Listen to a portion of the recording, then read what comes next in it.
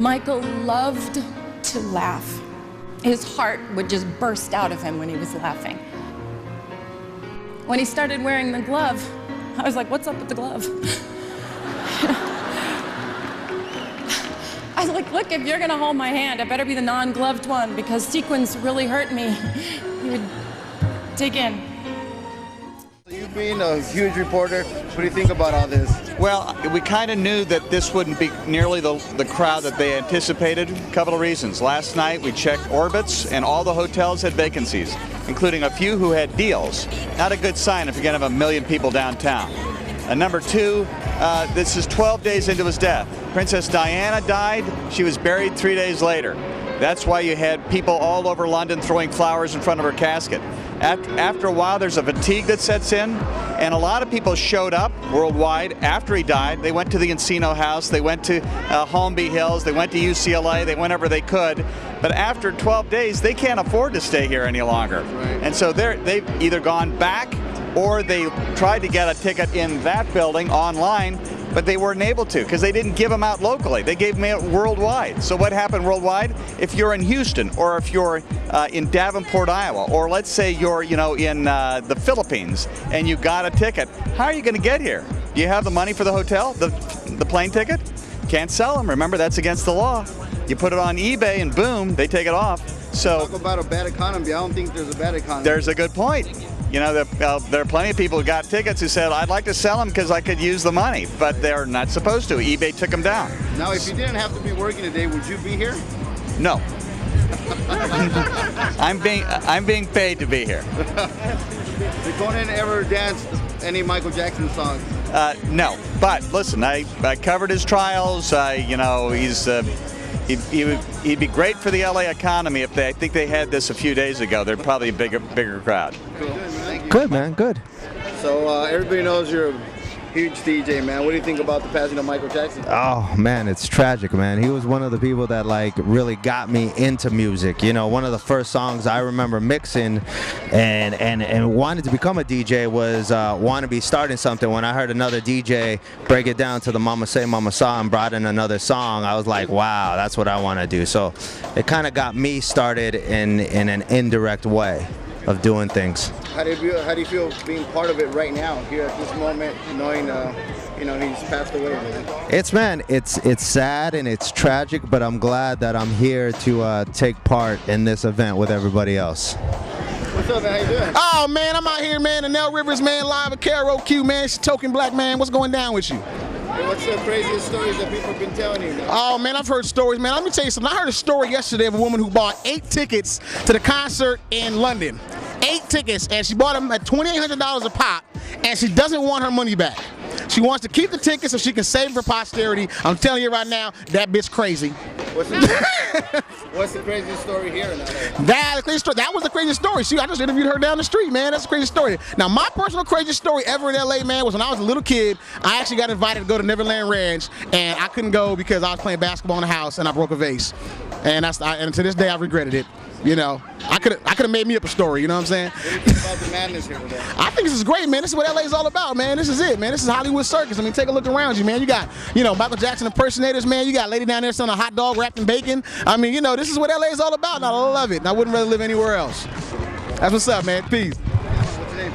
Monica and Alexis. How do you guys feel participating here today? Goosebumps. Crying for 8 hours straight the day that it happened. Excited but sad. You were crying because you didn't get tickets. Oh no. No, we do. I cried for that too. How'd you guys get the tickets? Lottery. Lottery? Yeah, I went to buy a lottery ticket too because I felt so lucky.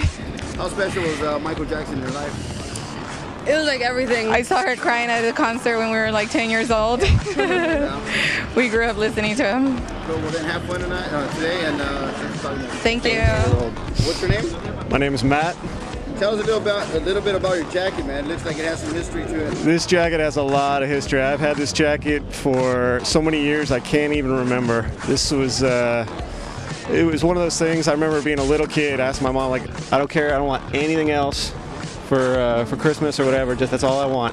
How long have you been a Michael Jackson fan for? Oh man, again, I was so young I can't even tell you a year or a date. I just remember I particularly remember when Thriller came out, just going down in the basement, practicing the moves over and over again.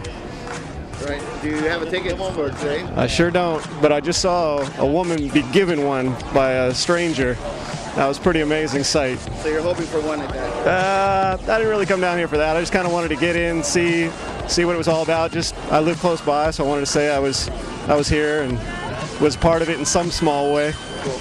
Can you bust some of those moves that you were talking about? I don't know how many moves I got left. I'm about as old as this jacket. Well, let's try it. But I'll give you one little kick. Do it again. Cool.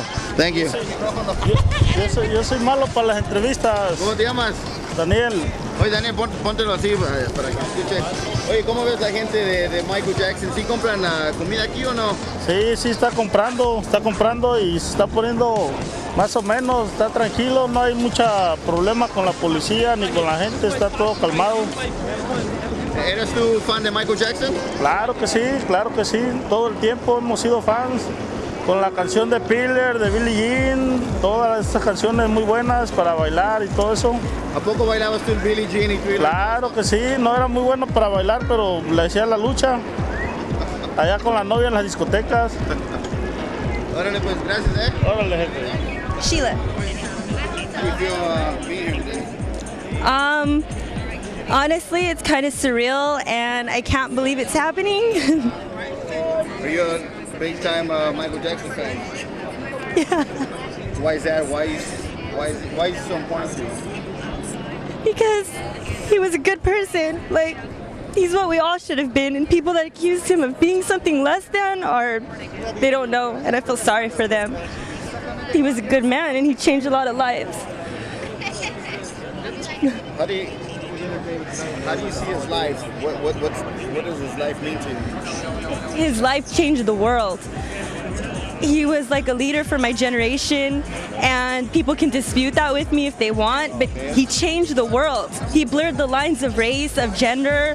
He brought us all together. Just today, we met someone who came from France. We met a girl who came from Spain, from Boston, and the three of them didn't know each other before a couple days ago, and they've been traveling together, and it's like, that's what he does. He brings people together, and no one else can do that. No one else can do that. Ever since I was born, Daddy has been the best father you could ever imagine.